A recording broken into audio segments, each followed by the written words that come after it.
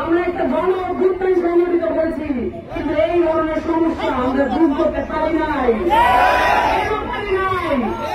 কারণ এই কাঠামোটা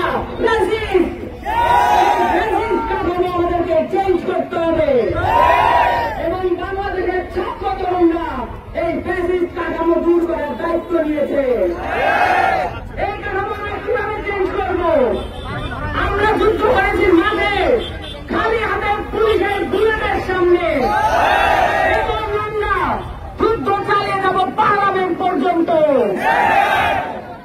প্রিয় পীরগঞ্জবাসী, আমরা জানি প্রত্যেকটা জেলার সদর হাসপাতালগুলোতে এবং প্রত্যেকটা জেলার বিশ্ববিদ্যালয় এবং ডিগ্রি কলেজগুলোতে শিক্ষার মান এবং স্বাস্থ্যের মান নিয়ে যথেষ্ট সন্দেহ রয়েছে।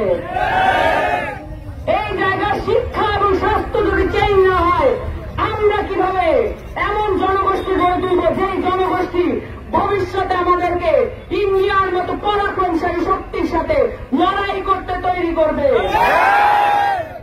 প্রিয় পীরগঞ্জবাসী, আমাদেরকে স্পষ্টভাবে মনে রাখতে হবে যে লড়াই আমরা শুরু করেছি, সেই লড়াই আমাদেরকে চালিয়ে যেতে হবে। রাষ্ট্র পরিবর্তন হওয়া পর্যন্ত আমাদের কোন শান্তি নাই। আমরা রাজপথে থাকবো, রাজপথ এনসিপি এবং ছাত্র জনতার দখলে থাকবে।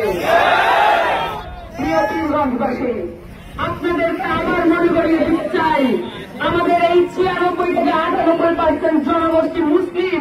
আমাদের উপর দায়িত্ব আছে। আমাদের দেশের একটা মানুষও যদি অভাবে থাকে, অশান্তিতে থাকে, তাকে শান্তিতে রাখার আগ পর্যন্ত আমরা ঘরে ফিরে যাব না। আপনারা সকলে সাক্ষী থাকবেন।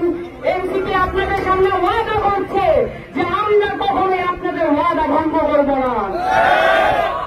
প্রিয় পীরগঞ্জবাসী, আপনাদের সামনে আমরা তরুণরা এসে উপস্থিত হয়েছি।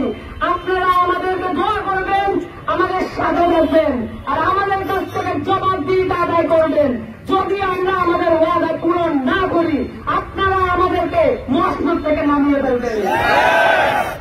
প্রিয় পীরগঞ্জবাসী, আপনারা জানেন আপনাদের এলাকায় চাঁদাবাজি কি হচ্ছে নাকি হচ্ছে না? সন্ত্রাস দখলদারিত্ব হচ্ছে নাকি হচ্ছে না? সেগুলো বন্ধ করার জন্য একমাত্র শক্তি কারা? ছাত্র জনতা, নাগরিক এবং এনসিপি সকলে মিলে এমন প্রতিরোধ গড়ে তুলবে এই শহরে কোন কান্ট্রিতে কোন ধরনের সন্ত্রাস, কোন ধরনের দখলদারিত্ব, কোন ধরনের চাঁদাবাজি আমরা মেনে নেব না।